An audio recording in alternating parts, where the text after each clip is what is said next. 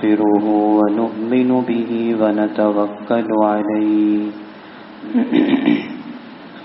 ونعوذ بالله من شرور أنفسنا ومن سيئات أعمالنا من يهده الله فلا مضل له ومن يضلله فلا هادي له ونشهد أن لا إله إلا الله وحده لا شريك له ونشهد أن سيدنا وسندنا وحبيبنا ومولانا محمدا عبده ورسوله أما بعد فأعوذ بالله من الشيطان الرجيم بسم الله الرحمن الرحيم وآتوا النساء صدقاتهن نحلة فإن طبن لكم عن شيء منه نفسا فكلوه هنيئا مريئا آمنت بالله صدق الله العظيم وصدق رسوله النبي الكريم ونحن على ذلك من الشاهدين والشاكرين والحمد لله رب العالمين.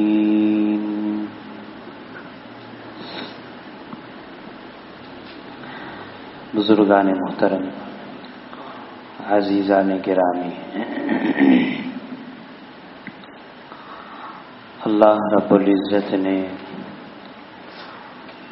رسول اللہ صلی اللہ علیہ وسلم کی سیرت طیبہ کے ذریعے سے ہمیں زندگی کے گزارنے کے آداب سکھلائے ہیں،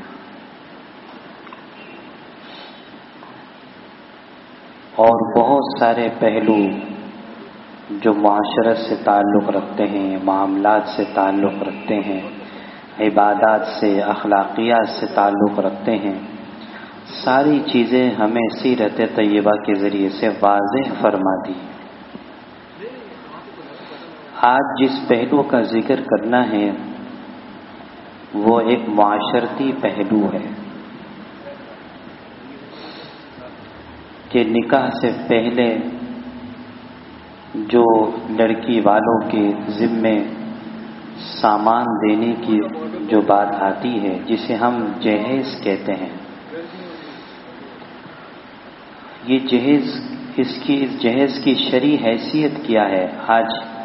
آج کی نشست میں اس جہیز کے حوالے سے اور مہر کے حوالے سے کچھ باتیں عرض کرنی ہیں، کیونکہ یہ سردی کا موسم ہے اور اس موسم میں بہت ساری جگہوں پہ نکاح اور شادیاں ہوتی ہیں، تو یہ باتیں ہمیں معلوم ہونی چاہیے اچھی طریقے سے کہ ہمارے معاشرے میں ان دونوں حوالوں سے کیا ہو رہا ہے اور شریعت ہماری کیا رہنمائی کرتی ہے۔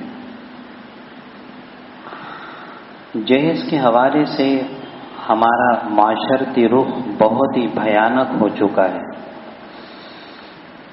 بڑی لمبی چوڑی فہرستیں تیار ہوتی ہیں جہیز کے نام پر، اور ان فہرستوں کا اور اس طرح کے جہیز کے معاملات کا شریعت سے کوئی تعلق نہیں ہے۔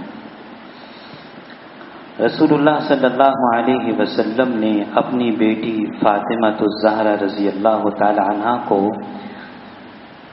سامان دیا تھا۔ میں نے جہیز کا لفظ استعمال نہیں کیا، سامان کا لفظ استعمال کیا۔ جو سامان دیا تھا وہ چند چیزیں تھیں، چند جوڑے کپڑے کے ہوں گے اور کچھ غالباً سراہی اور ایسی دو تین چیزیں بھی ذہن میں واضح نہیں ہیں، کچھ چند چیزیں ہی دی تھی نبی علیہ الصلوۃ والسلام۔ لیکن ہمارا معاشرے کا رخ کیا ہو چکا ہے؟ دراصل بات یہ ہے کہ ہمارے معاشرے میں بہت ساری رسومات ہندوؤں کے ذریعے سے آئی ہیں، اور وہ ہندوانہ رسومات ہمارے مسلمان معاشرے میں جڑ پکڑ چکی ہیں، اور ہم سب بھی دیکھا دیکھی کرتے چلے جا رہے ہوتے ہیں۔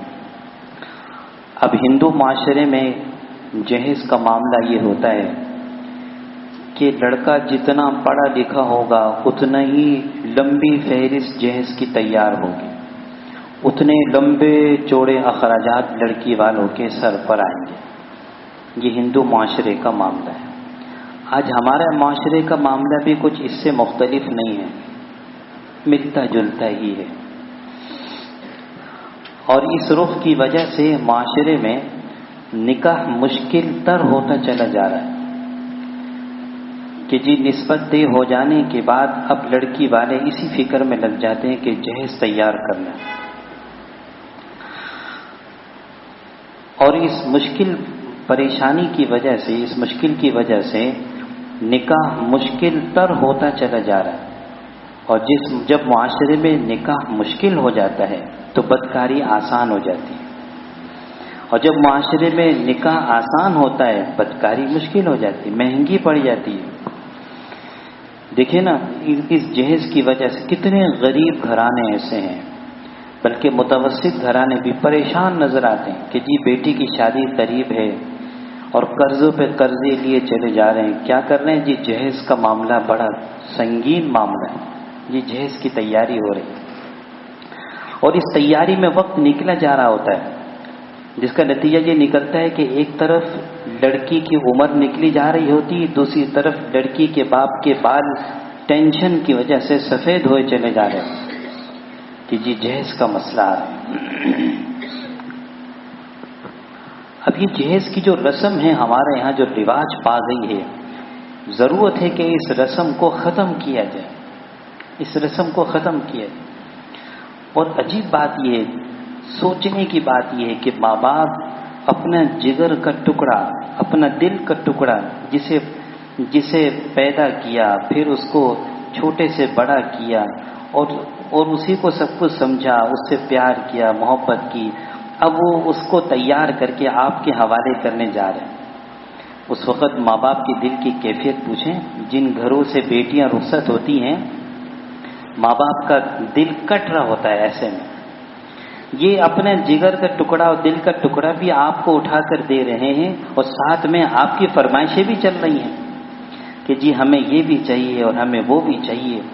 بڑا عجیب ہمارے معاشرے کا ایک یہ بھیانک رخ ہے لڑکے والوں کی طرف سے۔ ایک بزرگ کے پاس میں بیٹھا ہوا تھا، فرمانے لگے، ابھی ایک نوجوان میرے پاس آیا تھا بہت پریشان۔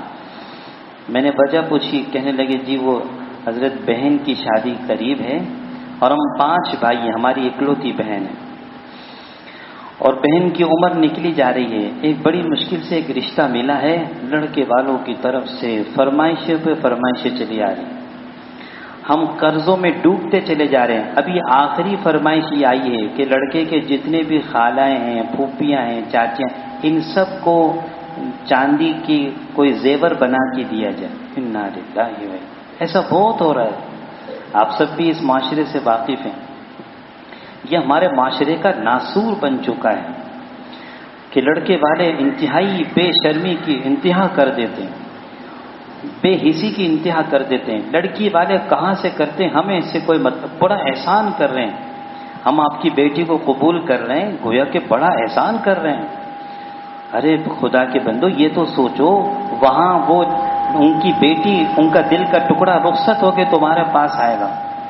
ایک طرف ماں باپ کا دل کٹ رہا ہوتا ہے، دوسری طرف وہ لڑکی اپنا معاشرہ چھوڑ کے، اپنا ماحول چھوڑ کے، اپنا گھر بار چھوڑ کے، آنسوؤں کے ساتھ روتی بھی جاتی ہے، وہاں سے رخصت ہوتی ہے، اپنا سب کچھ رخصت کر دیتی ہے، نیا ماحول اپناتی ہے، نئی جگہ اپناتی ہے۔ اس کے لیے ایک بہت بڑا امتحان ہوتا ہے۔ ادھر یہ امتحانات چل رہے ہیں، ادھر لڑکے والوں کی فرمائشیں چل رہی ہیں، جہیز کے نام پر ہمیں یہ بھی چاہیے، ہمیں وہ بھی چاہیے۔ اس لیے ضرورت ہے اس بات کی کہ اس جہیز کی رسم کو ہمیں معاشرے سے ختم کرنا چاہیے۔ اب اس میں اگر لڑکی والے آواز اٹھاتے ہیں تو ان کو تو پھر بڑی سننی پڑتی ہے۔ یہ اصل کام ہے لڑکے والوں کا کہ لڑکے والے اس آواز کو اٹھائیں کہ جی ہم جہیز نہیں لیں گے، آپ بے فکر ہو جائیں، آپ کی بیٹی ہماری بیٹی ہے۔ یہ ہمارے گھر میں آئے گی، آپ اپنے دل کا ٹکڑا ہمیں دے رہے ہیں، بس ہمارے لیے یہی بہت ہے، جہیز ہم بالکل نہیں لیں گے۔ اللہ کا فضل ہے، ہمارے معاشرے میں اب کئی ایسی مثالیں ہیں، کئی ایسی مثالیں ہیں۔ ابھی قریب میں ایک شادی ہوئی ہمارے خاندان میں، وہاں ماشاءاللہ لڑکے والوں نے کہا ہم آپ سے جہیز نہیں لیں گے، جہیز انہوں نے خود ہی تیار کیا اور کئی اخراجات اٹھائے، انہوں نے بالکل فری ٹینشن کر دیا۔ کتنا یہ عملی طور پر کتنا خوبصورت پیغام ہے معاشرے کے کہ یہ طرز اپنا، اور یہی در حقیقت مسلمان معاشرے کا رویہ ہونا چاہیے۔ ہاں، یہی انداز ہونا چاہیے کہ جب آپ کی بیٹی ہمارے پاس آ رہی ہے ہمیں اور کیا چاہیے۔ الٹا یہ کہ اتنے سارے فرمائشوں پہ فرمائشیں چل رہی ہے، جہیز بھی ایسا ہونا چاہیے، سامان میں یہ بھی ہونا چاہیے، وہ بھی ہونا چاہیے، اور پھر لڑکی کی ماں اسی ٹینشن میں بیچاری ختم ہوئی چلی جا رہی ہوتی ہے، کہیں اس کو وہاں یہ سننی نہ پڑ جائے، اوفو یہ بھی دے دوں یہ بھی دے دوں، کہیں یہ سننی نہ پڑ جائے۔ بڑا مشہور سنا ہے واقعہ ہے کہ وہ سب کچھ دیا، سب کچھ دے دیا، جب شادی ہوئی اور وہاں لڑکی رخصت ہو کے گئی، اب جو سامان کھلا، اب کسی موقع پر ساس صاحبہ کو کچھ سینا پڑ گیا تو سوئی نہیں مل رہی تھی، پوچھنے لگی ارے سوئی لائیے، کہہ رہے تو کیا لائیے پھر، تو اپنے جہیز میں لائی کیا پھر، تو ایک سوئی نہیں لائی تو یہ تو ایک مثال ہے۔ یہ حال ہوتا ہے ہمارے معاشرے کا کہ ہماری لڑکی کی ماں اور لڑکی کا باپ بیچارہ اسی میں آدھا ہوا جا رہا ہوتا ہے کہ کہیں یہ کمی نہ پڑ جائے، کہیں سننی نہ پڑ جائے۔ تو ایک تو یہ کہ ہم لڑکے والے ہمت کریں کہ جی ہم یہ جب کبھی ایسا موقع آئے ہم اعلان کر دیں بھئی ہم جہیز، دیکھیں لڑکی والے اپنی خوشی سے جو دینا چاہیں وہ ایک الگ بات ہے، اگر اللہ کا دیا ہوا بہت ہے ان کے پاس، وہ کہتے ہیں نہیں ہم اپنی خوشی سے دے رہے ہیں، چلیں یہ آپس کے معاملات میں طے ہو جائے، یہ الگ بات ہے۔ لیکن اگر کہیں غریب گھرانہ ہے، متوسط گھرانہ ہے، صحیح طریقے سے وہ دے نہیں پائیں گے، ان پر بوجھ ہو جائے گا، آپ ان کو ٹینشن فری کر دیں، ان پر سے یہ بوجھ ہٹا دیجیے، ہاں کوئی فرمائش نہ ہو ہماری طرف سے۔ اب یہ چونکہ ہمارے ہاں اس طرح کی جو رسومات ہوتی ہیں اور یہ جو ہمارے معاشرے کا رویہ ہے، اس کی وجہ سے ہماری شادیوں میں سے برکتیں ختم ہو گئی، برکتیں ختم ہو گئی، اور یہی نظر آتا ہے کہ رشتے نبھتے نہیں ہیں، شادی ہو جاتی ہے بڑے خرچوں کے بعد لاکھوں روپیہ لوٹا دیتے ہیں، لاکھوں روپے لوٹاتے ہیں، کتنی رسم و رواج کی چیزیں چلی آ رہی ہوتی ہیں، پتہ نہیں مہندی ہوتی ہے، فلانا ہوتا ہے اور فلانا ہوتا ہے، فلانا ہوتا ہے، اچھا خاصا اس میں اخراجات ہو جاتے ہیں۔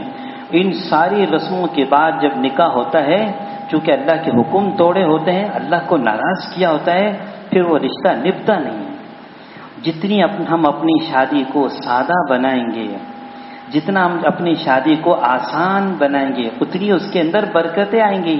یہ فارمولہ حدیث میں ملا ہمیں کہ جو نکاح جتنا آسان ہوگا اتنا برکت والا ہوگا، اتنا برکت والا ہوگا۔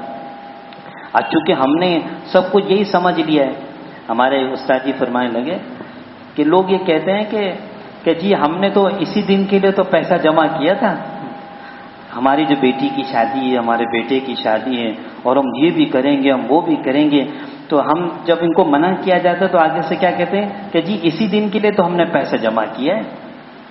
تو ہمارے استاد جی فرمایا کرتے تھے، میں ان سے کہتا ہوں ارے اللہ کے بندو، یہی تو موقع ہوتا ہے اللہ کو اپنی سادگی دکھانے کا، یہی تو موقع ہوتا ہے حکم کو پورا کرنے کا۔ آج اب اپنی شادیوں میں سب کو راضی کرنے کی فکر میں ہوتے ہیں، حتیٰ کہ گھر کی ماسی کو بھی خوش کر دیتے ہیں، اگر ناراض کرتے تو اپنے اللہ کو ناراض کرتے، اللہ کے حکم توڑ کر، نبی کی سنتوں کو چھوڑ کر، پھر بتائیے کیسے محبتیں آئیں گی، کیسے محبتیں۔ پھر اب تو ایسے واقعات سامنے آتے ہیں، رونگٹے کھڑے ہو جاتے ہیں، ایسے مہینوں بھی رشتہ نہیں چل پاتا، مہینوں بھی نہیں چل پاتا۔ ہم اپنے مدرسے میں پڑھ رہے تھے، مفتی صاحب ہمیں سبق پڑھا رہے تھے، نوجوان ایک آیا مسئلہ پوچھنے کے لیے، حیران ہو گیا، 2 ہفتے اس کی شادی کو ہوئے، 2 ہفتے، اور وہ 3 طلاقیں ظالم دے کر آئے تھے، 3 طلاق، بتائیے اس نے 3 طلاقیں دے کر کسی کی بیٹی کا گھر اجاڑ دیا نا۔ ماں باپ نے کتنے سپنے سجائے ہوتے ہیں کہ ہماری بیٹی رخصت ہوگی اور پھر اللہ تعالیٰ اولاد دیں گے، ہمارے نواسے آئیں گے، اور کتنی خوشیاں ہوں گی. اس ظالم نے 3 طلاقوں میں 2 ہی ہفتے کے اندر اس کا گھر اجاڑ دیا. کتنا بڑا اس کے اوپر داغ دھبا لگ گیا. تو یہ معاملات ہوتے ہیں جس کی وجہ سے پھر یہ رشتے نبھتے نہیں ہیں, محبتیں ہوتی نہیں ہیں, برکتیں آتی نہیں ہیں. تو ایک تو یہ معاملہ جہیز کا ہے. دوسرا معاملہ جو ہمارے ہاں بڑا عجیب صورت اختیار کر گیا وہ مہر کا معاملہ ہے. مہر کا معاملہ اچھا, عجیب لوگ ہوتے ہیں, یہ ساری چیزیں ان کے فرسٹ کلاس چل رہی ہوتی ہیں, آخر میں جو چیز رہ گئی ہوتی ہے نا وہ بیچارہ نکاح فارم رہ گیا ہوتا ہے. اس کو پر کرنا قاضی صاحب کا چہرہ دیکھ کر یاد آتا ہے کہ جی ہم نے یہ بھی نہیں لکھا, یہ بھی نہیں لکھا, آپ یہ بھی لکھ دیں, باقی سارے کام پیچھے پورے ہو. حالانکہ یہ اصل کام تو یہ ہے, نکاح تو اصل ہے, باقی ساری چیزیں تو رسم و رواج ہیں. اور یہ جو اصل چیز ہے اسی کو نظر انداز کیا ہوا ہوتا ہے. اور اس کو بس نکاح میں کیسے آئیں گے, بس چند لوگ جمع ہو گئے, بس جیسے تیسے. دولہے صاحب کو دیکھیں نکاح میں کتنا سادہ سا تیار ہو کیا, اس نے ساری تیاری ہال کے لیے رکھی ہوتی ہے. نکاح کو اہمیت ہی نہیں دی جاتی ہمارے معاشرے. حالانکہ اصل تو نکاح ہے. اس نکاحی کے ایجاب و قبول کے الفاظ سے تو یہ میاں بیوی, یہ لڑکا لڑکی ازدواجی رشتے کے بندھن میں بنتے ہیں. یہ اصل بنیاد یہی ہے. نکاح عبادت ہے, اسی لیے اس کو مسجد میں کرنے کو کہا گیا ہے. اور آج ہم نکاح کو بالکل نظر انداز کر کے بس رسمی سا کر کے جلدی سے ہال کی طرف بھاگتے ہیں. تو ایک تو یہ مسئلہ ہے. دوسرا یہ کہ مہر کا معاملہ, ہمارے ہاں مہر کا معاملہ یہ ہوتا ہے کہ مہر ہم لکھوا دیتے ہیں. دیکھیں مہر کم سے کم مقدار جو شریعت نے مقرر کی ہے وہ 10 درہم ہے. 10 درہم, 1 درہم تقریباً 3 گرام اور چند اوپر ملی گرام بنتے ہیں. اس حساب سے جو 10 درہم کی جو مقدار بنتی ہے آج کے حساب سے شاید مجھے مکمل طور پر نہیں معلوم, غالباً 10,000 کے اندر بن جاتا ہے. تو یہ کم سے کم مہر کی مقدار ہے. 10,000 تو ہونی ہی چاہیے. اور شریعت نے مہر زیادہ مقرر کرنے کی کوئی پابندی نہیں لگائی. آپ مہر جتنا زیادہ مقرر کریں. نبی علیہ الصلوۃ والسلام نے اپنی بیٹیوں کا مہر اور اپنی بیویوں کا مہر جو مقرر فرمایا وہ کتابوں میں آتا ہے 480 درہم بنتے ہیں. 480 تقریباً یہ 1.5 کلو چاندی بن جاتی ہے, تقریباً 1.5 کلو چاندی. اور سب سے زیادہ جو مہر کی مقدار آتی ہے وہ حضرت ام حبیبہ رضی اللہ تعالی عنہ کہ ان کا جو مہر مقرر ہوا تھا وہ 4,000 درہم مقرر ہوا تھا, جو تقریباً 12 کلو چاندی بنتا ہے. 12 کلو چاندی. تو اس سے ہمیں پتہ چلتا ہے کہ مہر کی زیادہ سے زیادہ کی کوئی حد بندی نہیں.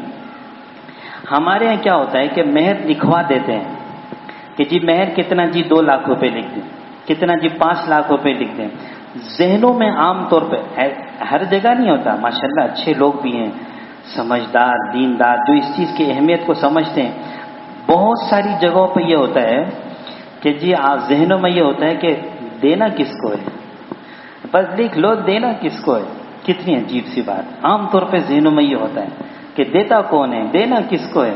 اور ایک مزید بات کہ اس دولہے کو اس کے دوست یہ سکھاتے بھی ہیں کہ جا کے پہلی رات کو معاف کروا دینا, معاف کروا دینا, تیری جان چھوٹ جائے گی. ادھر لکھوا دے, 5 لاکھ بھی لکھوا دے, ٹینشن نہیں ہے, ادھر جا کے معاف کروا دے. یہ کیسا مرد ہے جو پہلی رات کو دلہن سے معاف کروا رہا ہے؟ یہ مرد ہے؟ یہ تو اس کو تو چاہیے تھا کہ یہ دیتا. اب دیکھیں صورتحال دیکھیں کیا بنتی ہے کہ مہر جو عورت کا حق ہے, جو دینا ضروری ہے, اس کو معاف کروانے کے سوچ رہے ہوتے ہیں. اور دوسری طرف جہیز جو خالص ہندوانہ رسم ہے, اس کے لیے لڑکے والوں کی طرف سے فرمائشوں پہ فرمائشیں چل رہی ہوتی, لسٹوں پہ لسٹیں بن رہی ہوتی. جو غیر ضروری ہے اس کو ضروری بنا لیا, اور جو ضروری تھا اس کو غیر ضروری سمجھ لیا. اس لیے ہمارے نکاحوں میں شادیوں میں برکت نہیں آتی. تو آپ مہر مقرر کریں جتنا کریں, لیکن دینے کی نیت سے, دینے کی نیت. اور یہ جو پہلی رات دوسری رات جو لڑکی سے معاف کروانے والی بات ہے نا, فقہا نے لکھا ہے کہ اس شرما حضوری میں جو لڑکی معاف کرتی ہے یہ معاف نہیں ہوتا. اس کی زبان سے کہہ دینے کے باوجود بھی معاف نہیں ہوتا. ہاں جب شادی کو 1-2 سال گزر جائے نا, بے تکلف ہی ہو جائے, پھر کوئی مائی کا لال معاف کروا کے دکھائے, اب دکھائے معاف کروا کے، دیکھو کیسے معاف کرتی ہے وہ۔ اس وقت تو وہ نئی نئی شادی ہوتی ہے، وہ شرما حضوری ہوتی ہے، وہ جھجک رہی ہوتی ہے، نیا ماحول میں ایڈجسٹ ہو رہی ہوتی ہے، اس میں آپ اس کو جب جو بات کہیں گے وہ ہاں ہی بولے گی نا۔ جب سال 2 سال گزر جائے، جب بے تکلفی ہو جائے، اس وقت کا معاف کرنا معتبر ہے، اس سے پہلے معاف کرنا معتبر نہیں ہے۔ دیکھیں قرآن ہمیں کیا تعلیم دے رہا ہے، وَآتُوا النِّسَاءَ صَدُقَاتِهِنَّ نِحْلًا۔ ہم مردوں سے قرآن مخاطب ہے کہ تم لوگ اپنی بیویوں کو مہر خوش دلی سے دو، خوش دلی سے دو۔ اگر تم زیادہ نہیں دے سکتے کم دے دو، جتنی ضروری مقدار ہے اتنی دے دو، لیکن خوش دلی سے دو۔ زیادہ دینا چاہو زیادہ بھی دے سکتے ہیں، لیکن دینے کی نیت سے ہو۔ زیادہ لکھوا دیا اور پھر دینے کا کوئی عطا پتہ نہیں، سالوں گزر گئے۔ یہ مسئلہ کتابوں میں لکھا ہوا ہے کہ اگر شوہر نے مہر نہیں دیا اور اس کا انتقال ہو گیا تو اس کے ورثے میں سے بیوی کو ادا کیا جائے گا مہر کی رقم، یاد رکھیں، اس کے ورثے میں سے دیا جائے گا۔ یہ ضروری ہے، یہ عورت کا حق ہے جو مرد کے ذمے ہیں۔ تو ہمارے معاشرے میں یہ مہر کے حوالے سے اور جہیز کے حوالے سے آج یہ 2 باتیں عرض کی ہیں۔